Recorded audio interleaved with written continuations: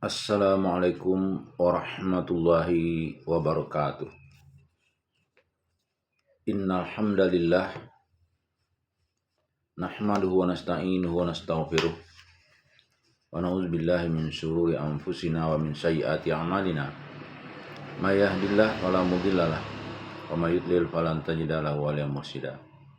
Asyhadu an la ilaha illallah wa asyhadu anna Muhammadan 'abduhu wa rasuluhu la nabiyya ba'd. Allahumma fasholli wa sallim ala hadzal nabiyil karim Muhammadin sallallahu alaihi wasallam la nabiyya ba'd. Bapak-bapak, ibu-ibu, serta generasi muda yang saya sayangi, baiklah pada kesempatan ini kita akan membacakan buku Pedoman Salat yang disusun oleh Profesor Dr. Tengku Muhammad Asbi As-Siddiqi, yang pada kesempatan ini kita akan bacakan tentang gerakan-gerakan sunnah dalam salat. Bismillahirrahmanirrahim. Salat mempunyai beberapa gerakan sunnah. Gerakan sunnah tersebut meliputi A. Mengangkat kedua tangan. Orang yang melakukan salat dianjurkan untuk mengangkat kedua tangan di 4 tempat. Pertama, ketika takbiratul ihram. Dasar mengangkat tangan ketika takbiratul ihram adalah hadis yang diriwayatkan oleh 50 orang sahabat, termasuk 10 sahabat yang diakui akan masuk surga. Cara mengangkat kedua tangan dalam salat terdapat beberapa riwayat. Jumhur ulama memilih mengangkat kedua tangan sejajar dengan pundak, sedang ujung jari sejajar dengan daun telinga, 2 ibu jari sejajar anting-anting telinga, 2 telapak tangan sejajar pundak. Diutamakan juga kita mengulurkan jari-jari tangan ketika mengangkat tangan. Tangan diangkat bersamaan dengan mengucapkan takbiratul ihram atau sedikit sebelum membaca takbiratul ihram. Kedua, ketika akan ruku. Ketiga, ketika i'tidal. 20 sahabat menerangkan bahwa Nabi SAW mengangkat tangan ketika ruku dan i'tidal. Pendapat ulama Hanafiyah yang menetapkan bahwa mengangkat tangan hanya dianjurkan ketika takbiratul ihram saja tidak kuat. Az-Zailai, seorang ulama Hanafiyah, dalam kitab Nasbur Rayah memilih paham jumhur dalam masalah ini. Keempat, ketika berdiri ke rakaat yang ketiga. Al-Bukhari, Abu Daud, dan An-Nasai meriwayatkan dari Ibnu Umar radhiyallahu an bahwa Nabi SAW mengangkat tangannya ketika bangun dari rakaat kedua ke rakaat ketiga. Sunnah ini sebagaimana yang ditegaskan oleh Asy-Syaukani dilakukan baik oleh laki-laki maupun perempuan. Tidak ada yang membedakan antara jenis ini, sebagaimana tidak ada keterangan yang membedakan ukuran pengangkatan tangan. B. Meletakkan tangan di atas tangan kiri ketika berdiri. Disunnahkan kita meletakkan tangan kanan di atas tangan kiri ketika berdiri sholat. Hal ini berdasarkan 20 hadis yang diriwayatkan 18 sahabat. Cara meletakkan tangan dalam gerakan ini adalah tangan kanan diletakkan di atas pergelangan tangan kiri dengan menggenggam pergelangan tangan kiri oleh kelingking, jari manis dan jari tengah serta ibu jari tangan kanan sedang telunjuk diulurkan di atas tangan kiri. Adapun tempat meletakkannya menurut kebanyakan riwayat adalah di atas dada, seperti yang diriwayatkan oleh Ahmad dari Hub At-Ta'i dan Ibnu Khuzaimah dari Wa'il bin Hujr. Mereka mengatakan, saya sholat bersama Nabi SAW. Beliau meletakkan tangan kanannya di atas tangan kirinya di atas dadanya. Bulughul Maram 43. Al-Kamal bin Humam mengatakan tidak ada satu hadis pun yang dapat dipegang yang menyuruh kita meletakkan tangan di bawah dada atau di bawah pusar. Menurut golongan Hanafiyah, tangan diletakkan di bawah pusar. Menurut golongan Syafi'iyah, tangan tersebut diletakkan di bawah dada. At-Tirmidzi mengatakan sahabat tabi'in dan ulama-ulama sesudahnya menetapkan tangan kanan diletakkan di atas tangan kiri dalam salat. Kebanyakan riwayat yang memberikan pengertian bahwa Nabi SAW meletakkan tangannya di atas dada. C. Membaca doa tawajuh atau doa iftitah. Orang yang salat dianjurkan membaca doa iftitah atau doa tawajuh sebagaimana Nabi SAW membaca doa itu. Salat dibuka dengan doa tersebut sesudah takbiratul ihram sebelum baca Al-Fatihah. D. Isti'azah. Orang yang sholat sesudah membaca doa iftitah sebelum baca Al-Fatihah dianjurkan membaca isti'azah dan membacanya secara sir, melembutkan suaranya.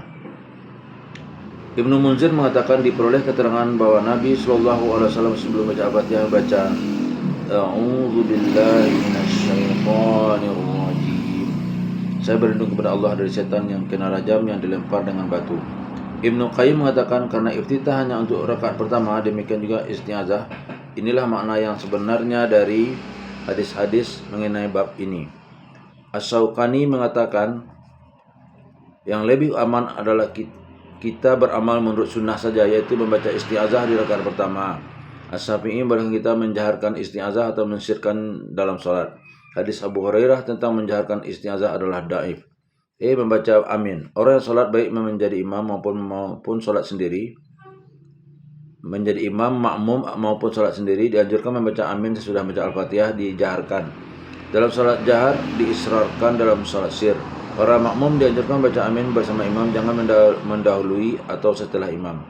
At-Tirmizi mengatakan jumhur ulama, sahabat dan tabi'in menetapkan bahwa amin dibaca dengan suara keras, tidak dengan suara halus. Atta mengatakan, saya telah bertemu dengan 200 sahabat dalam masjid ini.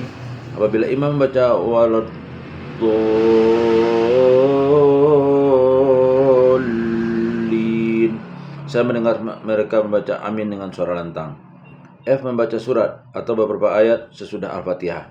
Bagi orang yang sholat disunahkan membaca surat atau beberapa ayat dari Al-Quran setelah membaca Al-Fatihah pada 2 rakaat subuh, salat Jumat 2 rakaat yang pertama dari zuhur, asar, maghrib, isya dan seluruh rakaat salat sunnah malam. Qiraah pembacaan surah sesudah Al-Fatihah boleh 1 surat penuh atau beberapa ayat saja. Sebagaimana boleh membaca 1 surat dalam 2 rakaat atau 1 surat diulang-ulang membacanya dalam 1 rakaat. Salat subuh Jumat 2 rakaat, maghrib, isya, salat id, salat khusuf dan khusuf hendaklah dibacanya jahar atau keras. Diisrarkan dalam salat zuhur, asar rakaat ketiga, salat maghrib 3 dan 4 dari isya. Salat sunnah siang bacanya tidak dikeraskan. Salat sunnah malam boleh diisrarkan, diutamakan jangan terlalu lantang. Takbir intiqal. Saat mengangkat kepala, tunduk, berdiri dan duduk dianjurkan membaca takbir intiqal atau Allahu Akbar, kecuali waktu bangun dari ruku dianjurkan untuk membaca tasmi' Sami Allahu liman hamidah. Takbir hendaknya dimulai waktu mulai berpindah dari rukun ke rukun. Rukun atau hay'ah ruku. Ruku atau hay'ah ruku. Kewajiban ruku hanyalah sekedar menundukkan badan dan sampainya kedua tangan pada lutut. Sedangkan sunnah Nabi SAW mengenai ruku ialah menyamakan kepala dengan pinggang dan kepala sama tinggi, memegangi dua lutut serta merenggangkan kedua tangan dari lambung, merenggangkan jari-jari di atas lutut dan betis serta menghamparkannya. Membaca zikir dalam ruku. Mengucapkan zikir atau tasbih dalam ruku dianjurkan dengan lafaz Subhana Rabbiyal Azim. Orang-orang yang sholat membaca tasbih ini saja dan boleh menambah zikir yang diterima dari Nabi SAW yang dibaca beliau dalam ruku. Perlu diketahui bahwa sebagian ahli tahqiq mewajibkan kita membaca tasbih ini di dalam ruku. Membaca zikir ketika bangun dari ruku dan dalam i'tidal. Para musalli dianjurkan kalau menjadi imam atau salat sendiri ketika bangun dari ruku membaca Sami Allahu liman hamidah yang dinamai tasmi'. Kalau menjadi makmum tidak disunahkan baca tasmi'. Disunahkan bagi orang yang sedang salat baik imam, makmum atau salat sendiri membaca tahmid Allahumma rabbana walakal hamd dalam berdiri i'tidal. Dianjurkan juga membaca zikir-zikir i'tidal yang lain yang sahih datangnya dari Nabi SAW. Turun kepada sujud dan mengangkat kepala. Jumhur ulama menyukai supaya kita meletakkan 2 lutut sebelum 2 tangan. Al-Auza'i, Malik dan Ibnu Hazm menganjurkan supaya kita meletakkan 2 tangan sebelum lutut. Menurut Ibnu Qayyim, pendapat jumhur yang sahih mengenai cara bangkit dari sujud untuk berdiri ke rakaat kedua, para ulama berbeda pendapat. Menurut jumhur, mengangkat tangan terlebih dahulu, sudah itu baru lutut. Selain jumhur berpendapat mengangkat lutut lebih dahulu sebelum tangan. 1. Sujud. Orang yang sujud dianjurkan dalam sujudnya untuk memelihara hal-hal tersebut di bawah ini. Pertama, meletakkan hidung, dahi dan kedua tangannya ke tempat sujud serta merenggangkan kedua tangannya dari lambung. Kedua, meletakkan kedua telapak tangan di atas di antara 2 telinga atau di antara bahu, atau meletakkan ujung jari di antara telinga sedang kedua telapak tangan di antara bahu. Ketiga, merentangkan jari-jari tangannya. Keempat, menghadapkan ujung-ujung jari ke kiblat. Kadar sujud dan zikirnya. Orang yang sujud dianjurkan dalam sujudnya untuk baca Subhana Rabbiyal A'la. Seyogyanya jangan dikurangi tasbih ini dari 3 kali. Lebih utamanya dibaca 10 kali dan boleh dilebihkan dari itu. Ibnu Mubarak mengatakan, saya menyukai imam bertasbih 5 kali supaya makmum dapat membaca 3 kali. Orang yang bersujud dianjurkan untuk tidak mencukupkan dengan ucapan tasbih saja, tetapi juga berdoa setelah tasbih tersebut dengan apa yang ia inginkan. Banyak sekali doa dalam sujud yang dinukilkan dari Nabi SAW. Menurut sunnah, duduk di antara 2 sujud dilakukan dengan iftirasi, yaitu melipatkan kaki kiri dan meletakkan punggung atau pantat di atasnya dan menegakkan kaki kanan serta menghadapkan ujung-ujung anak jarinya ke kiblat. Abu Hurairah mengatakan, Nabi SAW melarang saya mengerjakan 3 perkara. mencotok-cotok dalam salat seperti cotokan ayam jantan, duduk sebagai duduk anjing, dan berpaling-paling sebagai salap atau kancil. Hadis riwayat Ahmad, Baihaqi, Tabrani, dan Abu Ya'la, sanadnya hasan. Tangan kanan hendaknya diletakkan di atas paha kanan dengan merapatkan jari manis dan kelingking ke telapak tangan dan menggelungkan ibu jari kepada jari tengah dan meluruskan telunjuk dengan menggerak-gerakkannya. Adapun tangan kiri diletakkan di atas paha kiri dengan mengulurkan ujung jari ke ujung paha sambil menyentuh lutut. Meletakkan kedua buah punggung pantat di atas lantai dengan mendirikan dua paha dengan model seperti ini, semua ulama memakruhkannya. Mengenai duduk di atas dua tumit dengan mendirikan dua kaki di antara para sahabat, ada yang melakukan demikian, seperti yang diriwayatkan Ibnu Abbas, Ibnu Umar, dan Ibnu Zubair. Ibnu Abi Katim meriwayatkan dari Wa'il bin Hujr bahwa Nabi SAW meletakkan kedua tangannya di atas kedua pahanya dan meletakkan sikunya atas pahanya, sedangkan ujung jarinya diletakkan atas lututnya. Beliau menggenggam dua anak jari dari jarinya, jari manis dan jari kelingking, dan beliau menggelungkan ibu jari ke jari tengah. Kemudian beliau mengangkat telunjuknya, beliau berdoa dan menggerakkannya. Ibnu Qayyim mengatakan hadis ini sahih dan diriwayatkan oleh Ibnu Abi Hatim, Zadul Ma'ad 160. Dianjurkan supaya kita berdoa dalam duduk antara dua sujud dan mengulang-ulangnya. Duduk istirahat. Duduk ringan yang dilakukan setelah selesai dari sujud kedua dari rakaat pertama, sebelum bangun ke rakaat kedua, dan setelah selesai dari sujud kedua dari rakaat ketiga, sebelum bangun ke rakaat keempat. Sebagian ulama menghukumi sunnah, sebagaimana yang lain tidak. Sebagian yang lain tidak, hanya dilakukan apabila dianggap perlu untuk istirahat. Cara duduk tasahud. Seyogyanya dalam duduk tasahud kita melihara sunnah-sunnah sebagaimana berikut. Pertama, kita letakkan kedua tangan dengan salah satu cara ini. Satu, meletakkan tangan kiri ke atas lutut kiri, tangan kanan di atas lutut kanan dengan menggenggamkan anak-anak jari serta menjadikan ibu jari menggenggam jari tengah di bawah telunjuk serta berisyarat dengan telunjuk jari. Dua, meletakkan telapak tangan kiri di atas paha dan lutut kiri, menjadikan ujung siku sebelah kanan di atas paha kanan, kemudian menggenggam anak-anak jari kanan dengan menggelung ibu jari ke tengah dan berisyarat dengan telunjuk serta menggerakkannya di tiap-tiap ketika berdoa. Tiga, meletakkan tangan kanan di atas paha kanan dan tangan kiri di atas paha kiri serta berisyarat dengan telunjuk, senang pandang mata diarahkan ke telunjuk itu. Menurut hadis yang diriwayatkan oleh Ahmad, Muslim, dan An-Nasa'i dari Az-Zubair, anak jari tidak digenggam.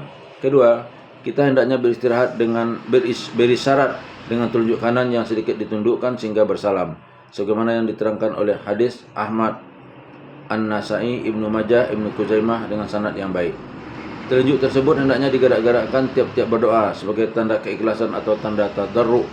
Ulama-ulama Syafi'iyah hanya mensyaratkan dengan telunjuk sekali saja, yaitu kita mengucapkan illallah, yaitu ketika mengucapkan illallah. Golongan Hanafiyah mengangkat telunjuk ketika baca la dan menunjukkan kembali ketika baca illallah. Golongan Malikiyah menggerak-gerakkan telunjuk kanan dan ke kiri terus-menerus sehingga selesai salat. Golongan Hambaliyah berisyarat dengan telunjuk tiap-tiap menyebut nama Allah Subhanahu wa taala untuk mengisyaratkan terhadap keesaan Allah dan tidak menggerakkannya secara terus-menerus. Inilah yang kami pilih. Ketiga, hendaklah duduk secara iftirasi dalam tasawuf pertama dan secara tawaruk pada duduk tasawuf kedua. Duduk tawaruk ialah menegakkan kaki kanan dan mengarahkan anak-anak jarinya ke arah kiblat serta melipatkan kaki kiri ke bawah kaki kanan dan meletakkan punggung atau pantat ke tempat duduk. Cara duduk tasawuf. Hendaknya dalam duduk tasawuf kita memelihara salah satu sunnah berikut. Pertama, meletakkan tangan kiri di atas lutut kiri, tangan kanan di atas lutut kanan dengan menggenggam semua anak jari serta meletakkan ibu jari di atas lipatan jari tengah di bawah telunjuk. Cara ini diriwayatkan oleh Muslim dari Ibnu Umar. Kedua, meletakkan telapak tangan kiri di atas paha dan lutut kiri serta meletakkan siku kanan di atas paha kanan. Kemudian menggenggam anak-anak jari dengan membuat gelungan, yakni menggelungkan ibu jari ke jari tengah, berisyarat dengan telunjuk, kemudian mengangkatnya. Nabi SAW menggerak-gerakkan anak jarinya dalam keadaan berdoa. Cara ini diriwayatkan oleh Ahmad.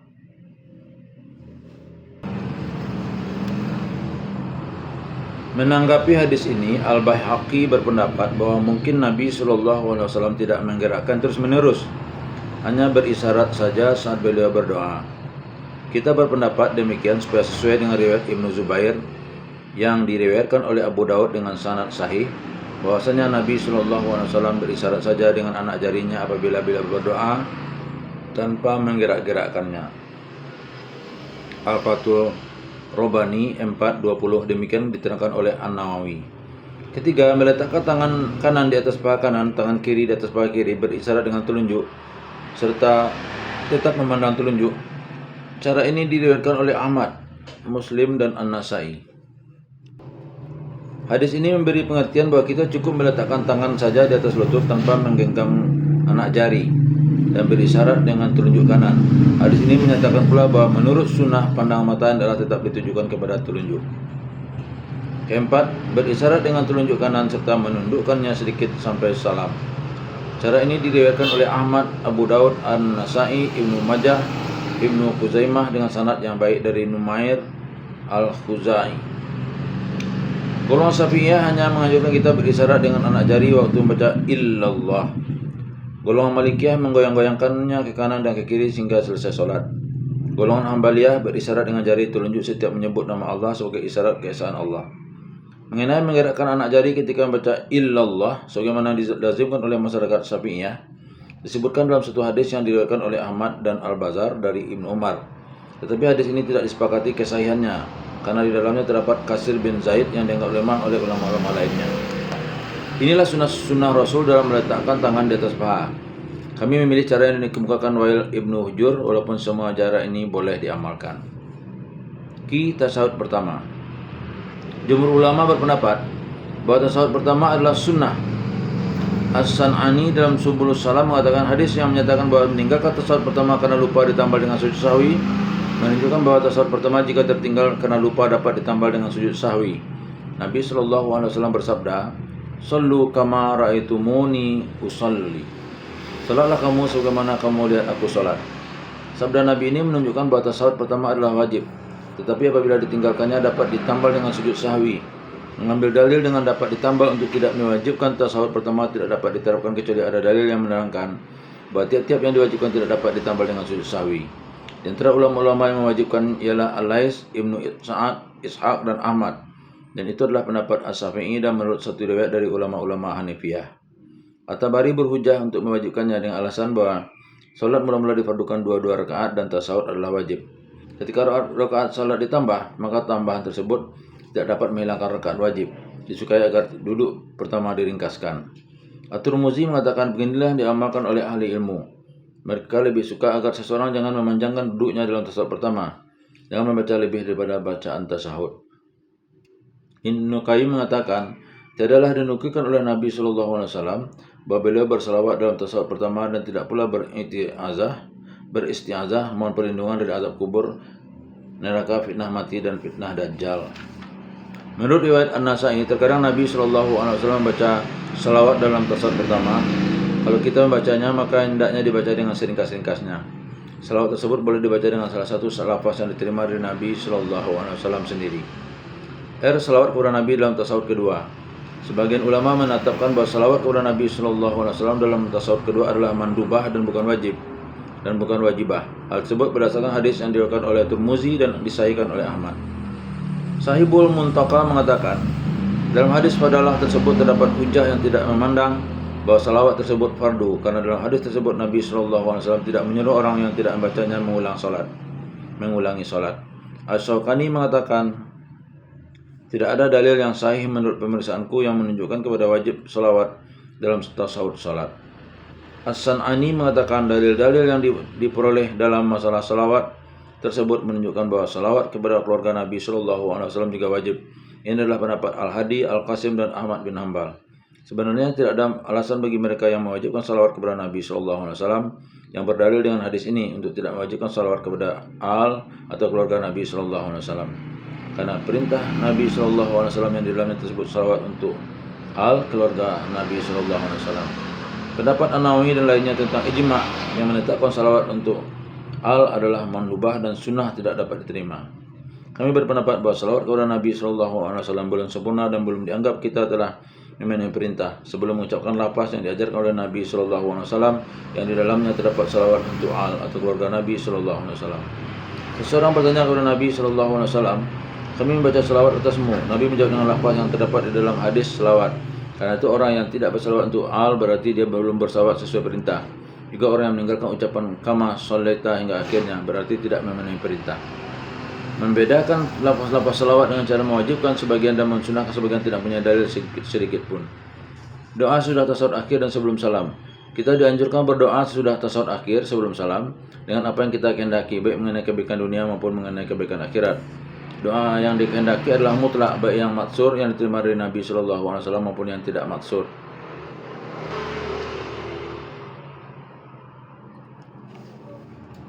Zikir-zikir dan doa-doa sesudah salam telah diterima dari Nabi SAW, sekumpulan zikir dan sekumpulan doa yang beliau ucapkan sesudah salam.